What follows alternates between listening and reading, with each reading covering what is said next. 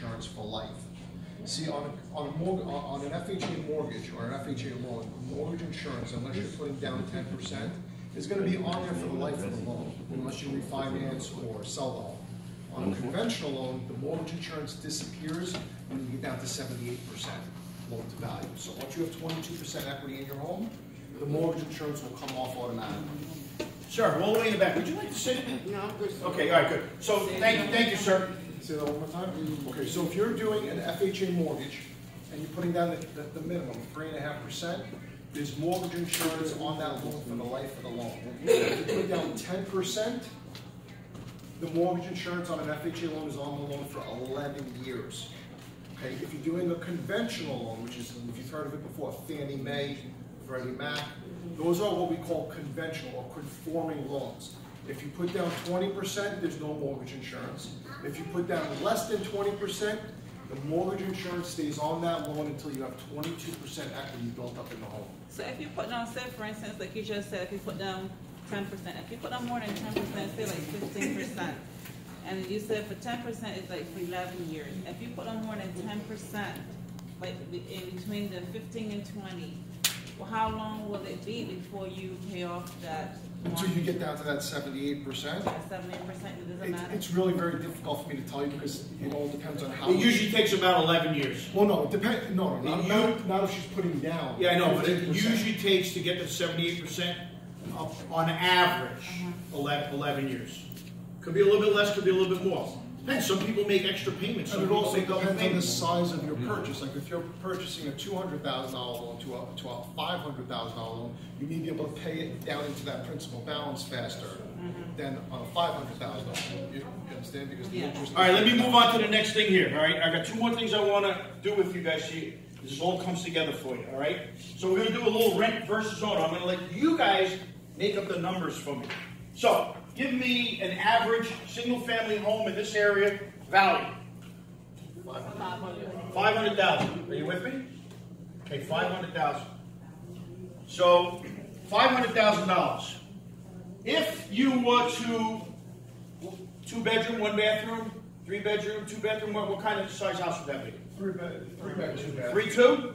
What would somebody? Don't answer this question. I want an answer. What would be the rent that somebody would pay? So let's call it $1,800 a month in rent. Are you with me? Now, is that fair? $1,800? You good? Good. Okay. Let's do this. Let's say we were able to buy a house.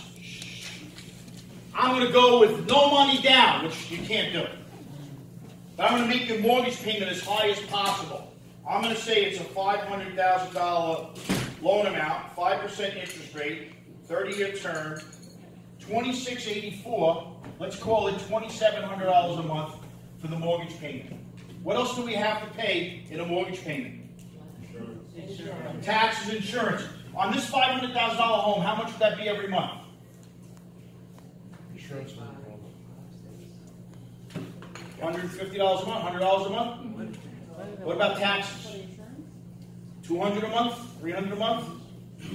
Josh, what is it in this area? Taxes probably $4,000 a year, give or take, so about $333. So would you say together with tax insurance $400 a month? $450 probably. All right, let's call it $500. 500 is good. $3,200 a month you're paying over here, right? Now let's assume that you can afford to make the $3,200 payment. Because if you can't come close to making this payment, this doesn't mean anything. But let's see what happens here, all right? I'm not even going to use the calculator. I'm just going to use generalities. You're paying $1,800 a month in a year. You're paying how much?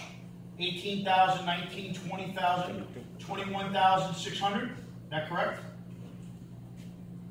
For the year? $21,600. Thank you. Now, let's go by 10 years. 10 years. Is the landlord going to raise your rent?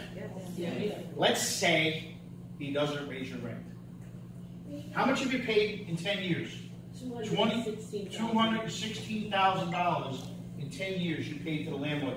Without your rent going up one dime. What's 3,200 times 12? 32,000, 38,400? 38,400, is that correct? Okay. Now watch this. Of this money, the 2,700, 2,500 of that is going to be interest. So let's call it $30,000 for the year of what you paid is interest. And if you get a 30% tax deduction on that, people that own houses, when they do their taxes, they get it, right? You get the check back at the end of the year, don't you? Who owns the house? You own the house. You get a tax, right? You get credit for that, right? So let's call that $10,000. I'm minus $10,000 off of that. That means that you actually only paid $28,400. That's pretty close to the 200, or it would cost you, I'm sorry, times 10 years would be $384,000. Less 100,000 would be $284,000. That's pretty close to the 216,000, isn't it? Yeah. Not bad. Let's go 10 years later. How much is your rent now? Just give me a number. You make it up. 2,100? 2,100 times 12. That's 21, 24,000. How much did that come to times 12? 10 would be 21,000. 25,2 times 10 years is $252,000. Let's assume that you get less of a tax break over here. So you got $284,000 the first year. The next 10 years, let's say it cost you $300,000, right? Because you didn't get as much of a tax break. Are you with me? Yeah. Okay, in the last 10 years, your rent's going to go up. Let's call this $300,000. Let's call this $350,000. Okay? And let's add another $50,000 here as a homeowner because you had to fix up the property. What's 700? That's $984,000 that it cost you to own this $500,000 house for 30 years. But 30 years later, what's this house worth? Let's call it 1.2 million. Is that about fair? I'm saying it's worth a lot more than that. So it costs you $984 to live in an asset that you own free and clear. That's 1.2 million. Over here, you spent 247. You spent 700 and what? $68,000.